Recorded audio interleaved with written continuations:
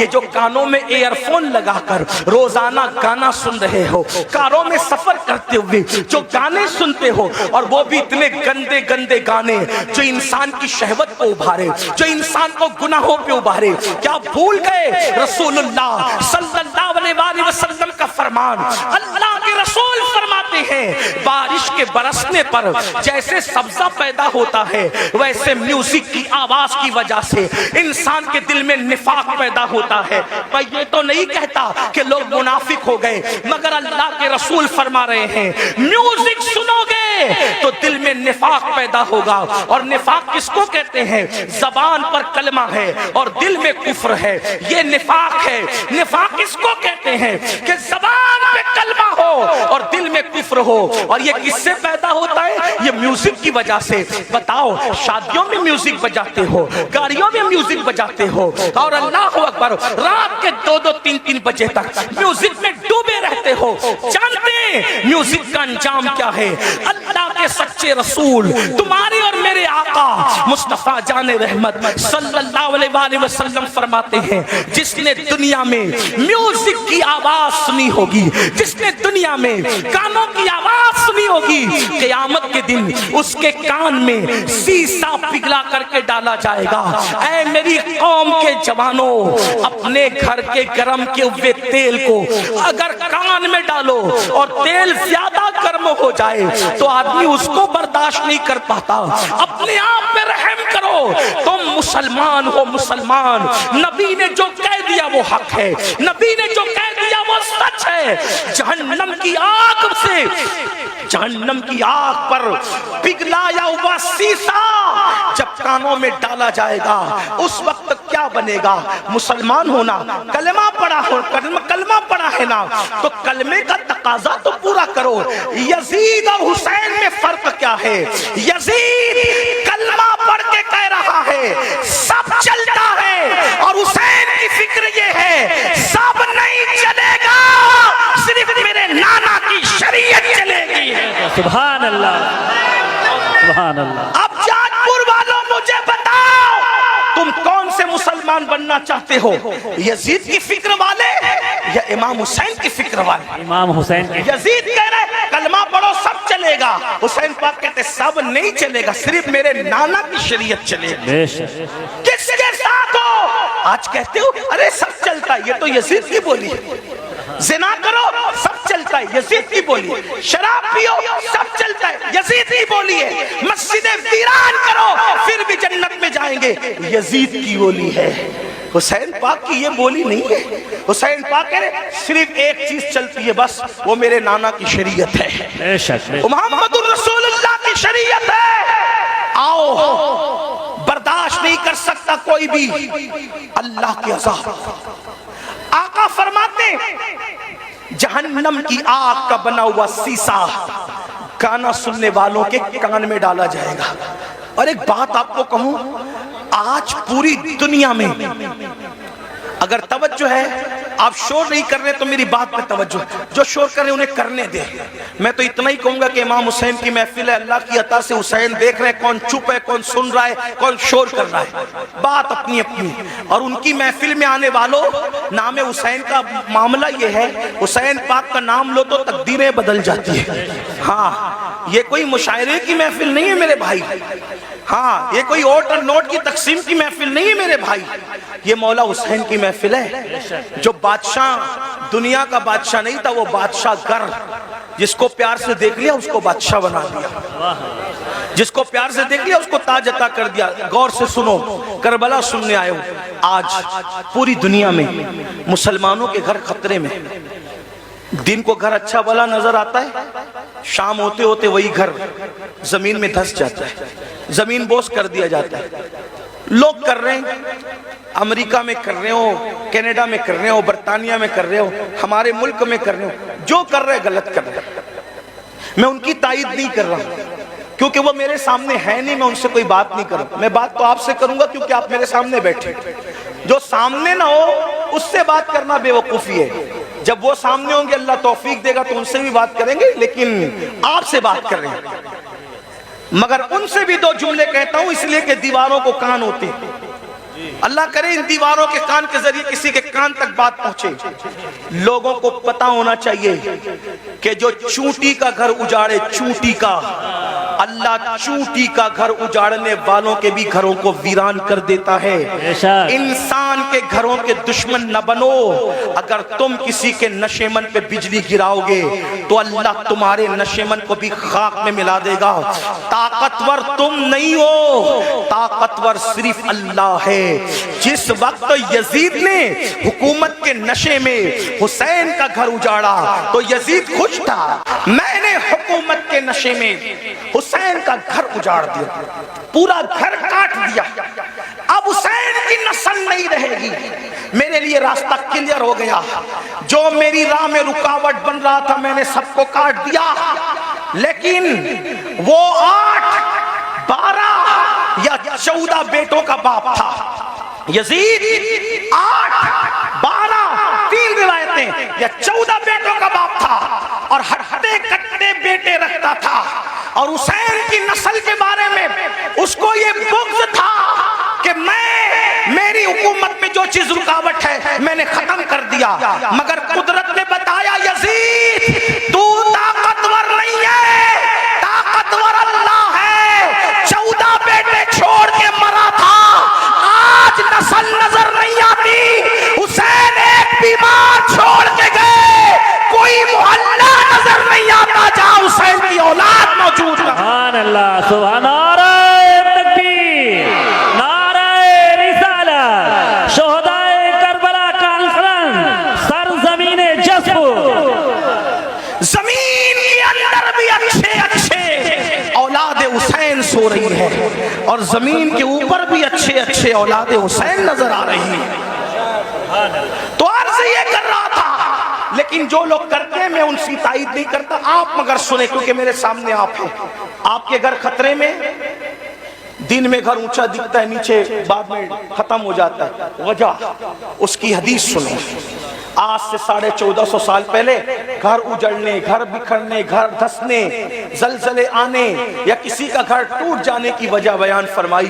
اللہ کے رسول علیہ السلام فرماتے ہیں جب تم گانے، میوزک اور شراب میں ڈوب جاؤ گے، یہ میں نہیں کہہ رہا ہوں، اللہ کے رسول فرما رہے ہیں، جس کو علامہ ابن الجوزی نے نقل کیا ہے. توجہ کرنا، آقا ارشاد فرماتے ہیں کہ جب تم گانے اور میوزک کے اندر اور شراب کے اندر ڈوب جاؤ گے تو اللہ راتوں رات تمہارے گھروں کو زمین میں دھسا دے گا.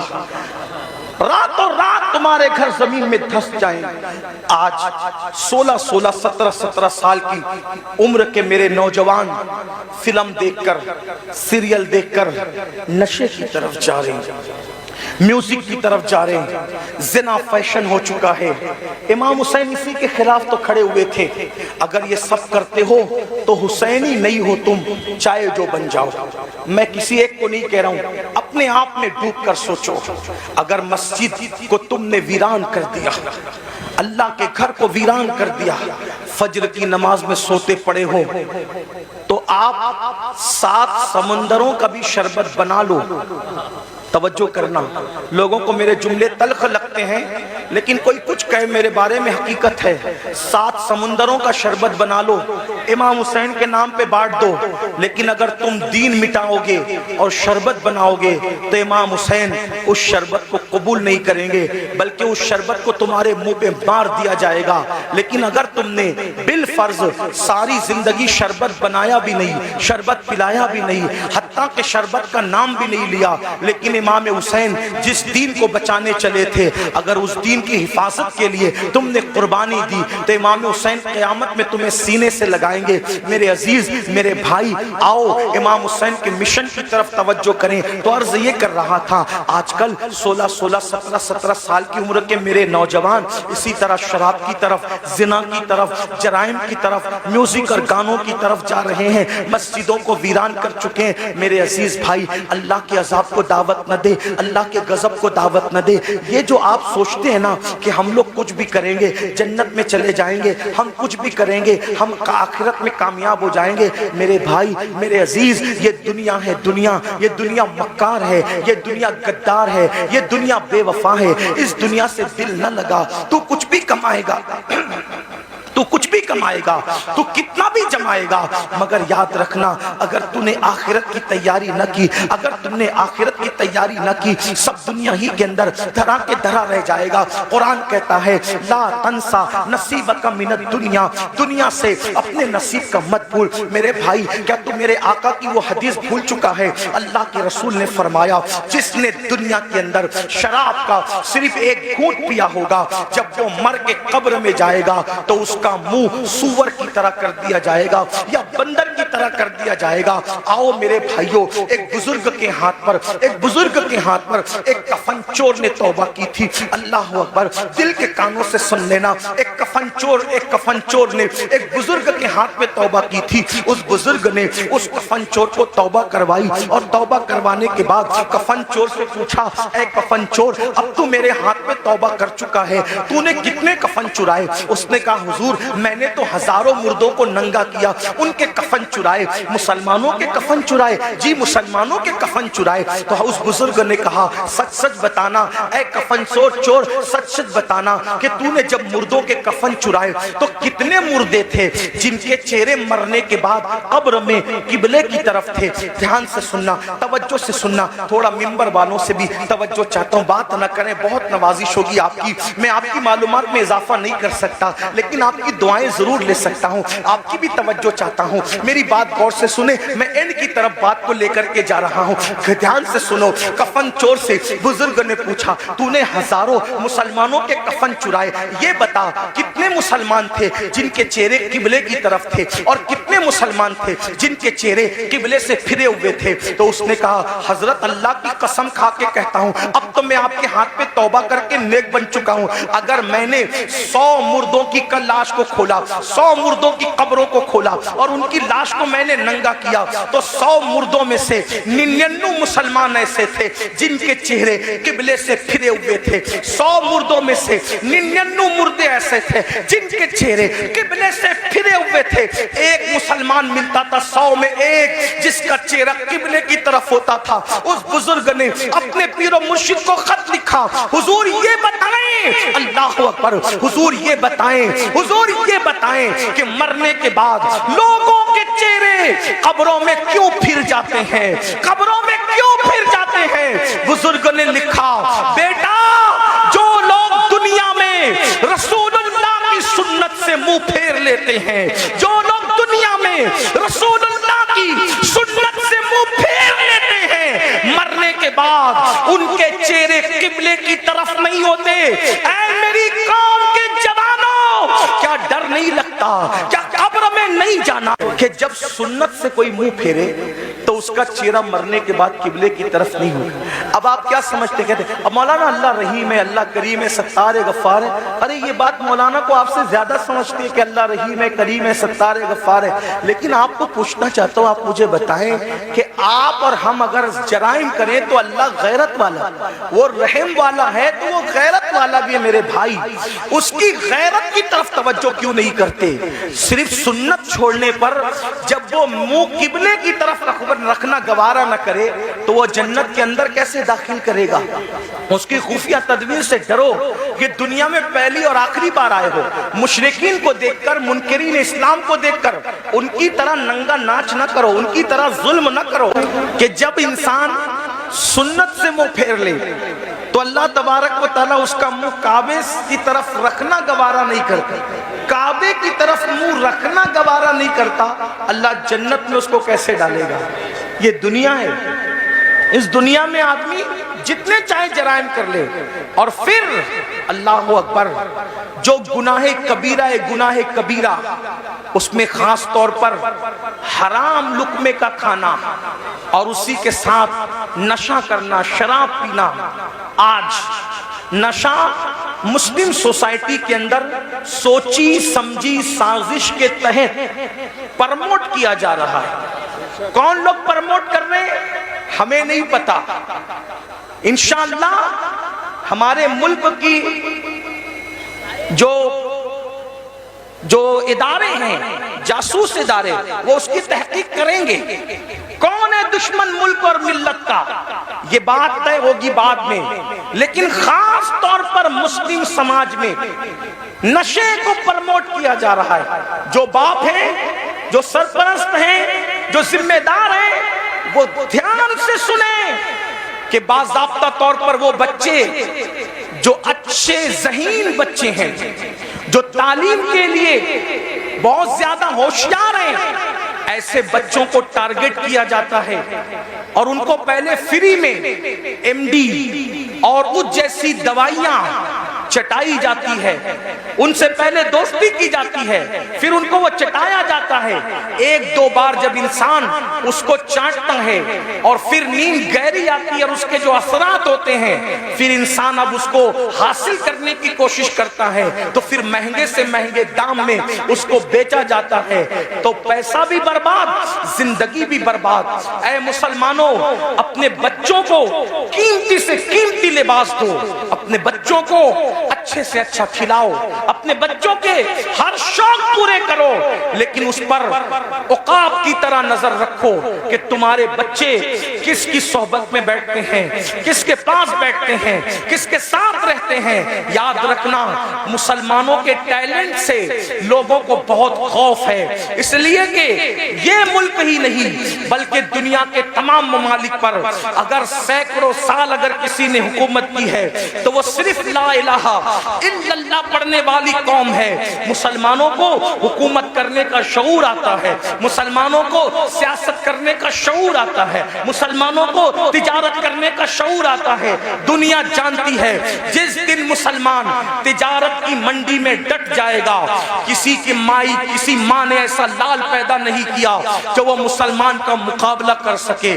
جب ہم تاجر تھے ہمارے مقابلے میں کوئی تاجر نہیں تھا، جب ہم سیاست کر رہے تھے ہمارے مقابلے میں کوئی سیاستدان نہیں تھا، ہم علم کے میدان میں ڈٹے تھے ہمارے مقابلے میں کوئی نہیں تھا۔ دنیا کے سارے انسان بغداد میں اور مصر میں ہمارے دروازوں پر کاسے گدائی لے کر علم کی بھیک مانگا کرتے تھے۔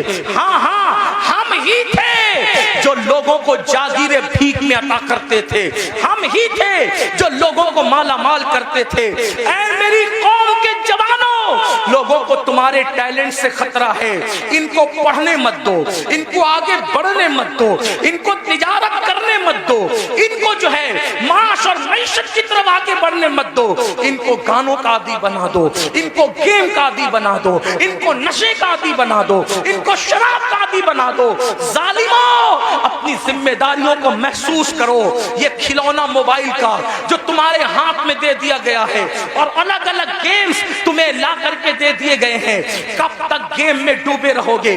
گیم میں مبتلا کرنے والے تمہارے خیر خواہ نہیں ہیں، یہ تمہارے مستقبل کو تباہ کر دینا چاہتے ہیں۔ نشے میں ڈبانے والے تمہارے خیر خواہ نہیں ہیں، یہ تمہارے مستقبل کو برباد کر دینا چاہتے ہیں۔ اے میری قوم کے جوانوں، ہم گیم کھیلنے والے لوگ نہیں ہیں، ہم گیم کھیلنے والے لوگ نہیں ہیں، ہم تو ناخن تدبیر سے امت کی بکھری ہوئی زلفوں کو سنوارنے والے لوگ ہیں، ہم تو قوموں کے مستقبل کو تابناک بنانے والے لوگ ہیں۔ نوجوان کسی قوم کا سرمایہ ہوتا ہے، اگر نشہ کرو گے خود کی فکر نہیں ہوگی، ماں باپ کی فکر کیا کرو گے؟ نشہ کرو گے خود کی فکر نہیں ہوگی، اولاد کی فکر کیا کرو گے؟ نشہ کرو گے خود کی فکر نہیں ہوگی، اپنی قوم کی فکر کیا کرو گے؟ مسلمان نوجوانوں، ہمارا جوان خود بھی بڑھنے والا ہے، قوم کو بھی آگے بڑھانے والا ہے۔ فکر کرو، اپنی قوم کو آگے بڑھاؤ۔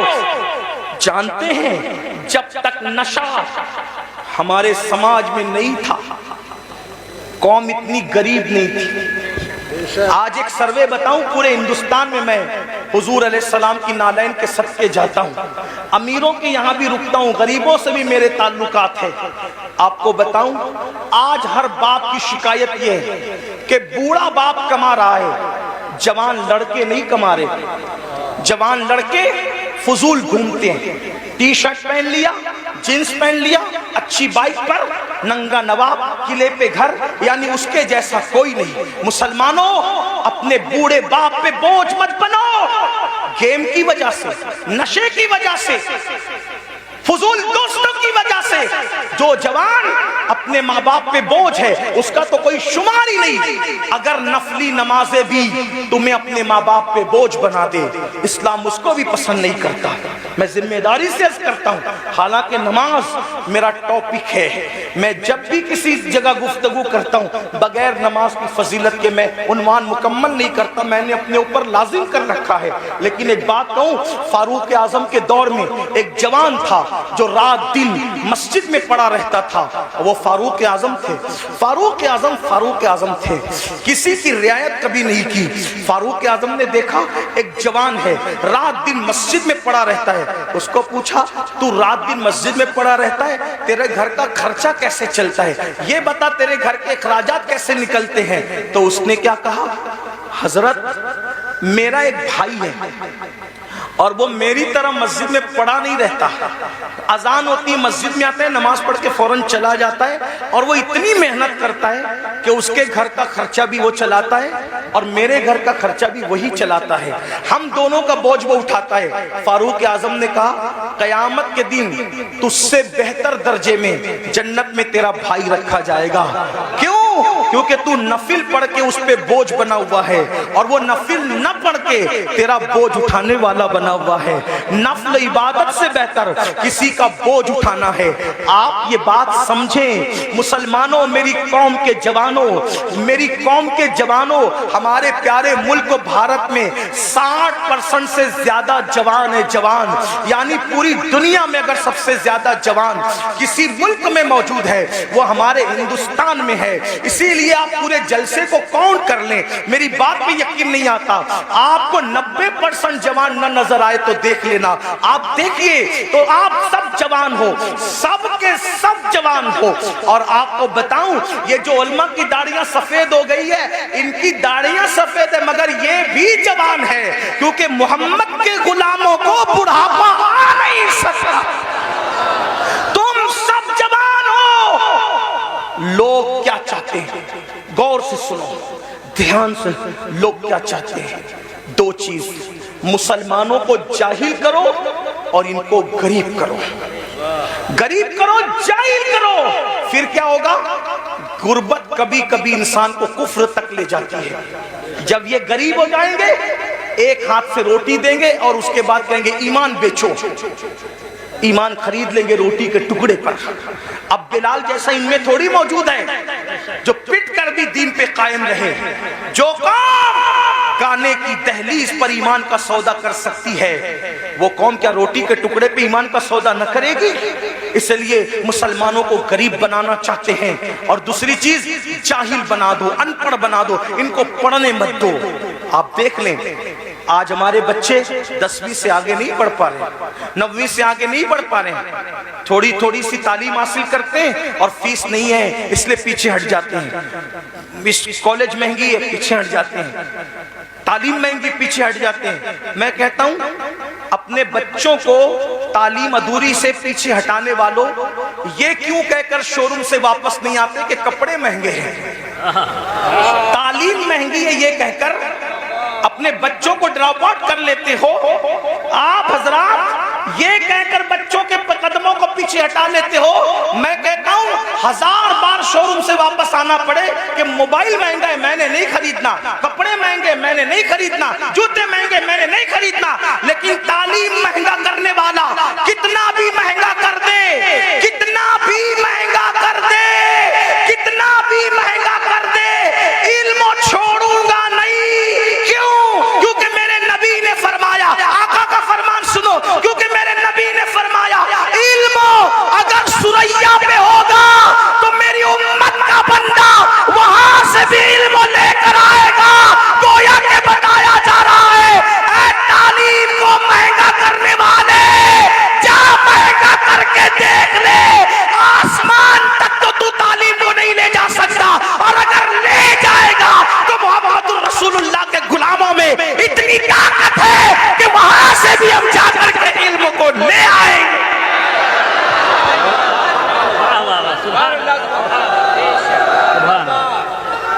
रसूल अल्लाह, मालदार बनो और एजुकेशन पे मेहनत करो।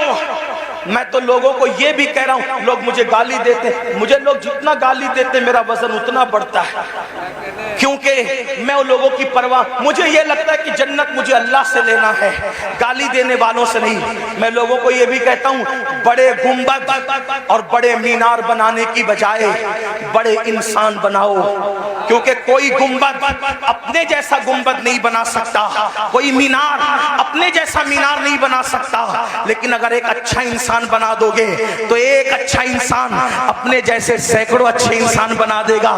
یہی تو بات تھی نا، رسول اللہ نے حسین کو اچھا بنایا تھا، ایک حسین نے دنیا میں کروڑوں حسینی پیدا کر دیے، ایک چراغ سے کتنے چراغ بنے، صدیق اکبر جیسا اچھا انسان بنایا، فاروق اعظم جیسا اچھا انسان بنایا، عثمان غنی جیسا اچھا انسان بنایا، مولا علی جیسا اچھا انسان بنایا، عشر مبشرہ جیسا اچھا انسان بنایا۔ ان اچھوں نے، ان چند اچھوں نے کتنے اچھے اچھے پیدا کر دیے کہ وہ دین کے محافظ ہو گئے۔ تو میری گزارش ہے، دیکھو ایک تاج محل بنایا شاہ جہاں نے، لیکن وہ تاج محل بننے کو صدیاں بیت گئی، اس تاج محل نے دوسرا تاج محل تیار نہیں کیا۔ لیکن آپ کو بتاؤں، آل رسول احمدی نے ایک احمد رضا پر نظر ڈال کر کے اچھا بنایا، تو اس احمد رضا نے کتنے اچھے دیے، صدر الشریعہ جیسا اچھا وہیں سے ملتا ہے، شیر پیش اہل سنت جیسا وہیں سے ملتا ہے، ظفر الدین بہاری جیسا وہیں سے ملتا ہے، اللہ محدث اعظم جیسا وہیں سے ملتا ہے، مفتی اعظم جیسا وہیں سے ملتا ہے،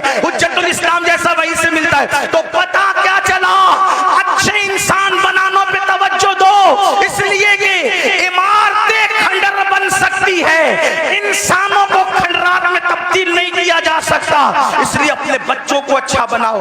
آج غربت اور جہالت ہم پہ مسلط اس لیے کی جا رہی ہے تاکہ آپ کا ایمان لے، آپ کی آبرو لے۔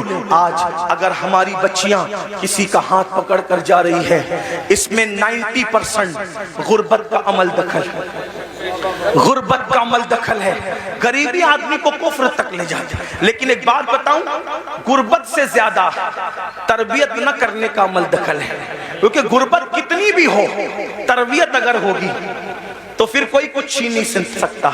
علماء تو کہہ رہے ہیں بہت کہوں، لیکن میں آخری بات کہہ دیتا ہوں، غربت سے زیادہ تربیت کی کمی ہے۔